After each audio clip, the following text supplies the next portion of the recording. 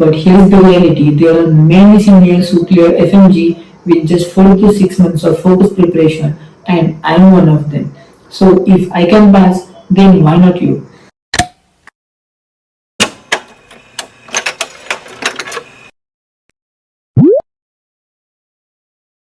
Congratulations my friend, you have clicked on the right video at exactly right time. This is the only video you need to watch to jumpstart your FMG preparation. It doesn't matter which year you are in, whether you are in second year, third year, final year, or you have just graduated and thinking about how to begin your preparation. Well, you are in the right place. I promise you, by the end of this video, you will know exactly where to start, what to study, which resources to use, and most importantly, how to crack FMG in your very first attempt. Honestly, I wish I had something like this when I began my own preparation.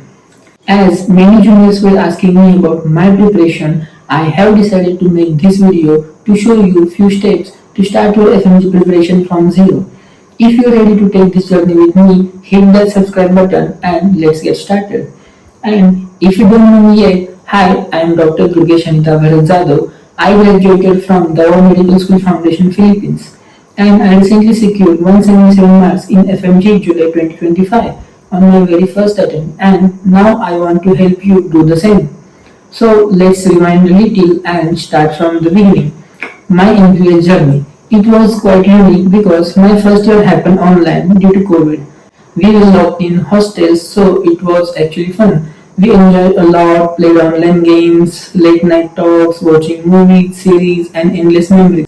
Honestly, during exams, I was that student who studied just night before, but I passed my all first year subjects. Then came the second year, and everything changed. The schedule was very hectic, so many subjects, long hours of college, from 7 to 7.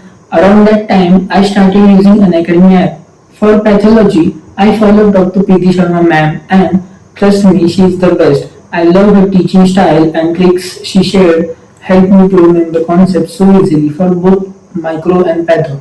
About pharmacology, I watched lectures by Dr. Garg sir. His humor and teaching style made the subject not just easier but actually enjoyable. You know, there are so many concepts and drugs and mechanisms to remember in pharma.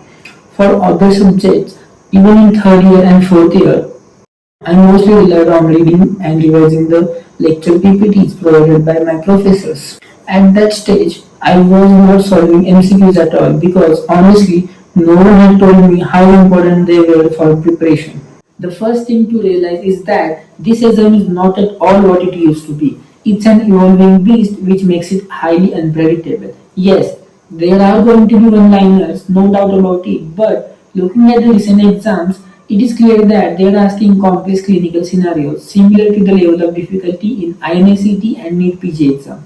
These days, FMG exam is no more simple licensing exam. It's hard, and if you are not preparing for it accordingly, this will cause a lot of expectation mismatch. And unfortunately, you will be shocked to see your poor scores.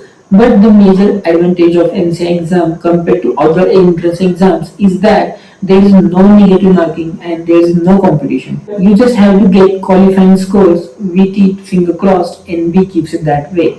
But I don't know why in one exam they will ask many questions from limited few subjects, and even in those subjects they will concentrate on particular topic and nicely ignore the good chunk of other subjects. And unfortunately, you will be shocked to see your poor scores. But the major advantage of MCI exam compared to other entrance exam is that there is no negative marking and there is no competition with your peers. You just have to get qualifying score, and with it finger crossed, NB keeps it that way. But I don't know why in one exam they will ask many questions from limited few subjects, and even in those subjects they will concentrate on few topics and nicely ignore the good chunk of other subjects. And on the following exam, they will do exactly opposite. For example, you will see absolutely no questions will be asked from ACG or cardio, but in next set, you will see so many questions from cardio only. And in one exam, no questions from vitamins, and in following exam, there will be 8 to 10 questions from vitamins only. So the problem is, if you leave few subjects or few topics, and that day the examiner decided to ask bucket of questions from that subject or that topic, then आपका तो काम हो गया ना. And this I feel the biggest reason why so many students fail in exam just by few marks. They work very hard day night, but because of they have less time, they skip few subjects, and if they are unlucky, they are screwed. Honestly, I feel this is unfair on the part of exam. So, what's the solution? The solution is you must do all the subjects but not all the topics. So, although we have to prepare hard, even very hard, but we can actually be smart about it and get it more done in less time. For that, the first thing we need is proper planning and positive mindset.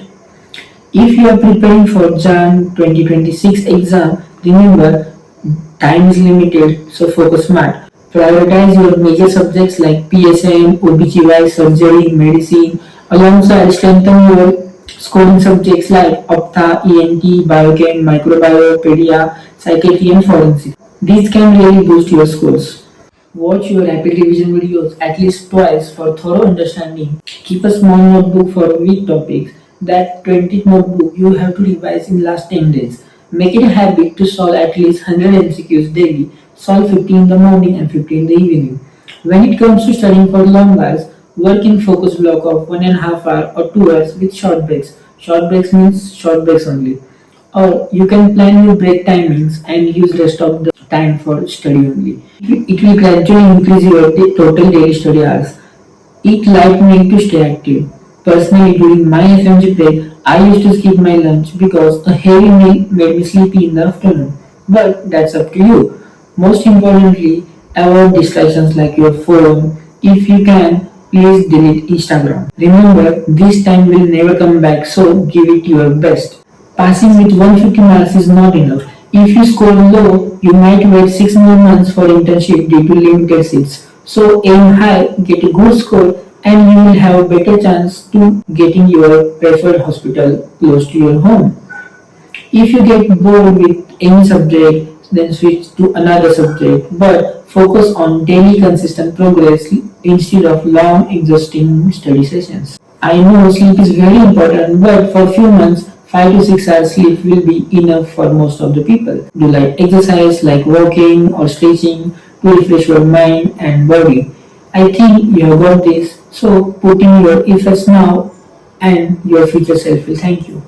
About other students, it really doesn't matter whether you are in first year, second year, third year or final year. It's absolutely essential to take out time for your self preparation because at the end of your college life, you have to cover all 19 subjects and trust me, if you don't start today, you will look back after graduation with that gut feeling of regret thinking I should have started studying when Durgesh told me to. See, starting is not complicated as you think.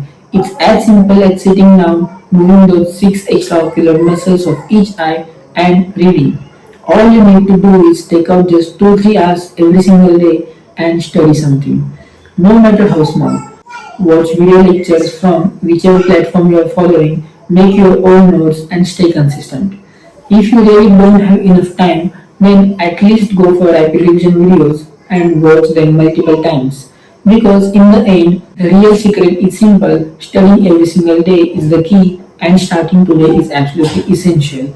I don't care which posting you are posted in, it might be medicine, it might be PSM or surgery. Today by the end of this video, you will open your notes and sit down and start your preparation. I hope you have made that clear. The second point is most important point in this video. Find a good mentor to guide you.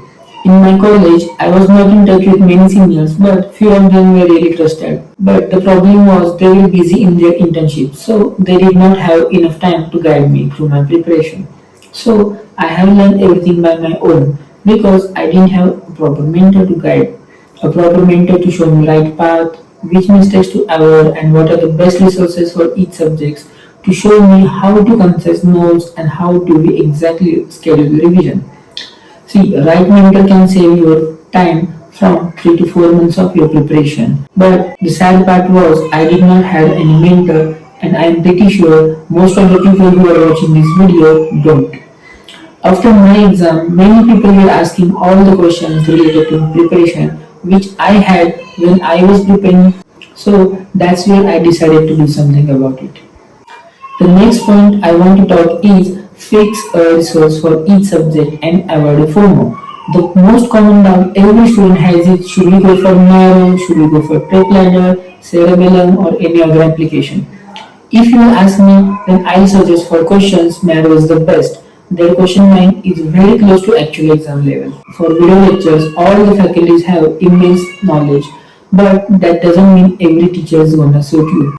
You might understand medicine from one professor and surgery from other, OBGY from other and biochem from another. Just fix your research with respect to each subject. Your resources can be any, it can be marrow, brain, cerebellum, mist, arise, or whatever, because content is more or less same in all the platforms. But each subject, you must have only one faculty that you are following, and always think that the faculty in front of you is the best faculty. Most people have this FOMO that this person is studying from that faculty, this person is studying from another faculty, which one should I study from? They combine both of them and that creates a disaster. So whatever 2-3 coaching apps you want, get them and fix your priorities accordingly. Any minute that you put it into your studies is an investment that will give you 1000x returns if you look at it through the lifetime. If you really can't invest money right now to buy any application, then don't worry, everything is available on Telegram as well. If you can't find it, just DM me on Insta and I'll share the Telegram link where you will get most of the free stuff. But whatever resources that you are going for, trust that resource with all your heart and don't ever fall in FOMO. That some person is using this one, so I should also use it. Try it for yourself, and if you like it, you might switch. But for most practical cases, just 2 or 3 platforms will be sufficient. I am not here to promote any application, I am just telling you the truth. The potential to crack the exam doesn't lie in application, but it lies in aspirant. And I know all the people who are watching this video have the potential inside them. You might notice that almost everyone around you is using the same app, watching the same lectures, reading the same notes, and learning from the same faculty. Then why so many people are failing in exam? So the big question is, how do you stand out from this crowd and excel in the exam? The truth is, it's not just about watching lectures and reading notes. What really matters is how you practice, how you solve the question bank, how you approach the grand test, how you use the pearls, and most importantly, how many times you revise your notes. That's how perfect planning makes you pass your exam with good scores. In the end, the more number of times you revise your own notes and you remember each and every single line you have written makes the difference. Make your own notes as concise as possible every time you read and revise them frequently. Practice as many MCQs you can and as many GTs you can. There is no point in watching the videos if you don't know how to apply these concepts in questions. The best way to improve your MCQ solving ability is to practice as much as possible and practice consistently. If you don't have any application to solve MCQs, just download Marrow and log in, then ask me to create custom module of any subject or any topic you want and I'll do it for you. But please solve the MCQs and read explanations as well. Another important point, stick to your year-wide subjects. If you are in second year, finish second year subjects completely before moving to the third year ones. That's how you will gradually finish the entire question bank of whatever app you are using. And very essential, my friends, solve at least 5 years of Fmge PYQs and 5 years of NEET PG PYQs. After solving that, if you still have extra time, then go for 2-3 years of INICET PYQ as well. See, solving MCQ is not just about marking an option, clicking the answer and moving to the next one. That's not real learning. Make it a habit to carefully read the explanation for every single option in that question. Understand why the correct answer is right but also why the other options are wrong. This way, the one question can actually teach you 4 to 5 concepts at once. And trust me, when you start approaching MCQs like this, your understanding gets deeper, your recall becomes stronger, and you will see a huge jump in your accuracy. After every lecture, take a little time to go through your notes and solve questions from that topic before moving to the next one. Once you finish the subject, quickly revise all the notes. Rajiv Dhawan sir always says, Time to remember can be long, but time to forget what we studied is the same. That's why 3 to 4 quick revisions are much more effective than one slow revision. When you finish 3 to 4 subjects, take a week to revise those subjects again. This keeps your memory fresh. Otherwise, it's easy to forget earlier topics. Honestly, I have felt the same when starting a new subject. It seems like I couldn't remember the last one I studied. But trust me, the knowledge is still in your brain even if it doesn't feel like it right away. So don't get discouraged. I have been through this too, and secret is simple, just keep going and keep studying. Let's talk about GT. You can actually start giving GT as early as you are in third year or final year. In the beginning, don't think about marks or results. Use them just to check how you manage your time, which subjects are your weak areas, and what are your high efforts. Once you identify those weak subjects, you can put extra efforts into strengthening them. I gave my first GT just before graduation and I scored 85. And that was really good score for me because honestly I had zero knowledge about this exam in the beginning. All I knew was that there is one licensing exam after returning to India, but I had no idea about the mark distribution or the type of questions asked. It was only in the final year that I really came to know about it. That's when I started watching narrow lectures. But the biggest mistake I made was just watching video lectures without revising them and without making my own notes or solving MCQs from the Q bank. As a result, whatever subjects I completed from Marrow eventually faded from my mind. During graduation, I was starting from nothing, and honestly, it feels like I am back at the same point again. So, especially after your graduation, when you start your actual preparation, that time you can start using GTs as your real testing tool to see how many questions you are getting right and how your performance is improving. The sad truth is, most students are scared to attempt GTs in the first place. But trust me, that fear is your biggest enemy. Don't avoid GT just because you haven't finished one or two subjects or even more. The reality is, you will never feel 100% ready for GT or even for your actual exam. You will feel the same. And that's exactly why you should start today. The only golden rule is that after every GT, review it properly, learn from your mistakes, and bookmark only important questions. This consistent practice will sharpen your preparation more than anything else. The next step is creating your own personalized study plan. Every single day, every single week, you should be clear about what you are going to study and what targets you need to complete. Grab a white paper, notebook, or even a sheet of paper, whatever works for you, and write down the subjects you want to finish this month. Then prepare a schedule based on how much time you actually have before the exam. Make it a day wise and block out the time for each subject or subtopic. Be specific. Decide exactly how many hours you will give for a topic, but never copy someone else's study plan. Your plan should be built around yourself, your strengths, your weaknesses, and your study sources. I can guide you about how many days you can give for each subject, but in the end, it's your journey. So don't look at your batchmates and think they studied medicine for 7 days and OBGY for 5 days, so I should follow the same. No, that's their path. You have to plan according to your needs, your sources, and the time you have from your classes and hospital postings. Remember, your study plan is your roadmap. It should fit you perfectly. My friend, the next point is about something often we ignore. That's our mental health. Life will always have ups and downs. You'll have good days and you will definitely have tough days too. During your preparation, maybe you go through a breakup, maybe you had a fight with your friends, maybe your score starts to fall, or maybe you will see your friends studying for long hours while you will feel you are not able to remember much. And that's where the self-doubt enters your mind. And once it gets in, it sticks, and if you don't fight it, it can make you give up halfway or cause silly mistakes while solving questions.